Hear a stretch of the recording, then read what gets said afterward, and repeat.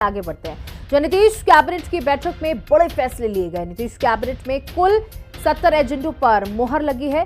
तो बता दें कि राज्य कर्मियों का भी बड़ा महंगाई भत्ता बढ़ाया गया है। सरकार ने 2% डीए बढ़ाने को मंजूरी दी है।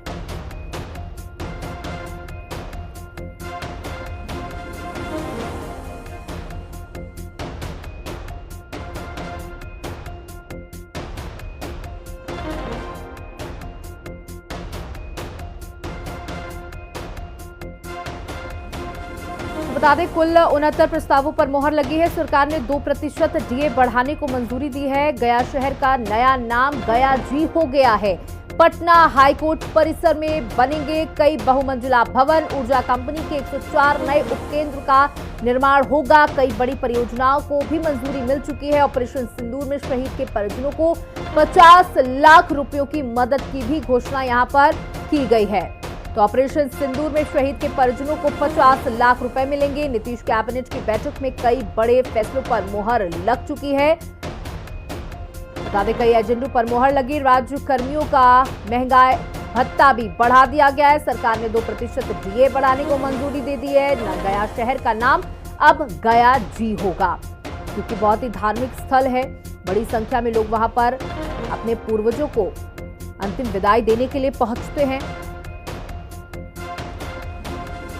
और हमारे साथ हमारे सहयोगी संजीव जुड़ चुके हैं, उनसे जानकारियां ले लेते हैं। संजीव, देखिए कई योजनाओं पर यहां पर मुहर लगी है और जिसमें ऑपरेशन सिंदूर से जुड़े हुए जो लोग हैं, जो शहीद हुए, उनके परिजनों को भी 50 लाख की मदद की बात की गई है। जो सबसे बड़ी बात, गया का नाम अब गया जी रखने पर भी मुहर लग चुकी है।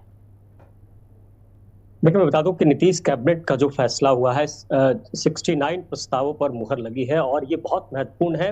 और सबसे महत्वपूर्ण ये है कि जिस तरह से ऑपरेशन सिंदूर जो चलाया गया उसमें जो शहीद जवान हुए हैं, या फिर आगे भी अगर ये ऑपरेशन होता है तो केंद्रीय रिजर्व पुलिस बल और जो भी केंद्र से में जो बल है उसको लेकर एक बिहार सरकार ने बड़ा निर्णय लिया है कि अगर वो शहीद होते हैं तो उनके परिजनों को, उनके परिवार को 50 लाख तक की राशि दी जाएगी।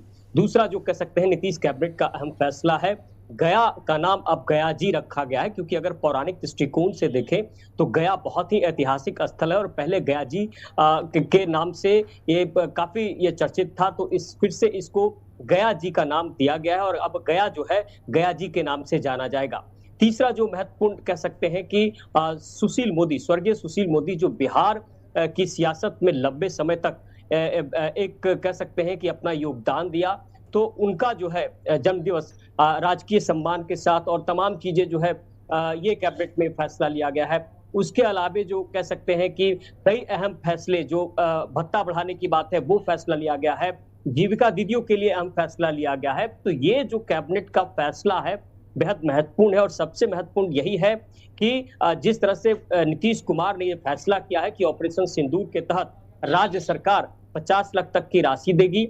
और ऐसे में ये माना जा रहा है कि आने वाले समय में भी जो अन्य प्रस्तावों पर मुहर लगा है, बिहार में जिस तरह से 2025 में चुनाव है, तो ऐसे में कहीं न कहीं नीतीश कुमार ने अपने विजन को बिल्कुल साफ कर दिया है कि बिहार में जो सुशासन की सरकार के साथ साथ विकास की जो बात कही जा रही थी उसको वो धरातल पर उतारेंगे।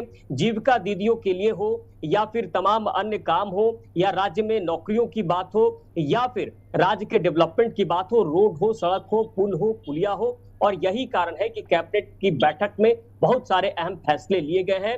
और आगे भी जिस तरह से देखिए 2025 का जो चुनाव है वो अक्टूबर नवंबर में बिहार में चुनाव है। उससे पहले नीतीश कुमार ये चाहते हैं कि बिहार में जो भी परियोजनाएं हैं, जो भी काम चल रहे हैं, या जो भी केंद्र से प्रायोजित परियोजना है उसको जो है धरती पर उतारा जाए। और इसके लिए तमाम जो उनके आईएएस अफसर है, तमाम जो प्रधान सचिव है, तमाम जो विभाग है, उनको भी लगातार बिल्कुल संजीव, तो यहाँ देखिए हर वर्ग को साधने की कोशिश की गई है, चाहे वो ऑपरेशन सिंदूर में शहीद के परिजनों को 50 लाख रुपए देने हो, चाहे कैंसर का सेंटर बनना हो, या तमाम और चीजें हो। महिलाओं के लिए भी कुछ खास?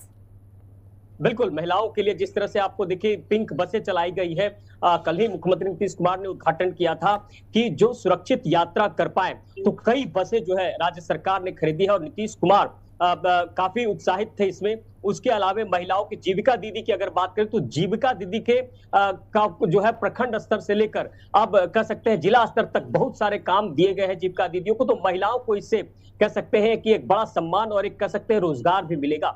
उसके अलावा जो महिला है, महिला कर्मी है, उनके लिए भी राज्य सरकार ने जिस तरह से पिटारा खोला है जॉब के लिए यानी कि नौकरी के लिए, तो उसमें भी महिलाओं का एक अहम योगदान होगा। और खासकर जो बिहार में महिलाओं के लिए नीतीश कुमार ने पहले से ही एक समझिए कि ब्लूप्रिंट तैयार कर रखा है और वो लगातार उस पर काम भी कर रहे थे। लेकिन हमें लगता है कि आने वाले 2025 के चुनाव के पहले नीतीश कुमार ने जो वादे किए थे, चाहे वो नौकरी का मामला हो, चाहे वो विकास का मामला हो, चाहे वो बिहार के से जुड़े अन्य परियोजनाओं का मामला हो, क्योंकि डबल इंजन की सरकार पर जिस तरह से नीतीश कुमार पर बार बार प्रहार हो रहा, तो जाहिर तौर पर जो नरेंद्र मोदी है या नीतीश कुमार की जो सरकार है, देखिए एक और बहुत बड़ी उपलब्धि है बिहार के साथ, खेल के क्षेत्र में बिहार अब अंतर्राष्ट्रीय स्तर पर अपना कह सकते हैं कि परचम लहरा रहा है। जिस तरह से खेलो इंडिया का यहाँ पर आयोजन हुआ, उसके अलावा आने वाले समय मुझे जो जानकारी है क्रिकेट का एक बड़ा आयोजन भी बिहार में हो सकता है।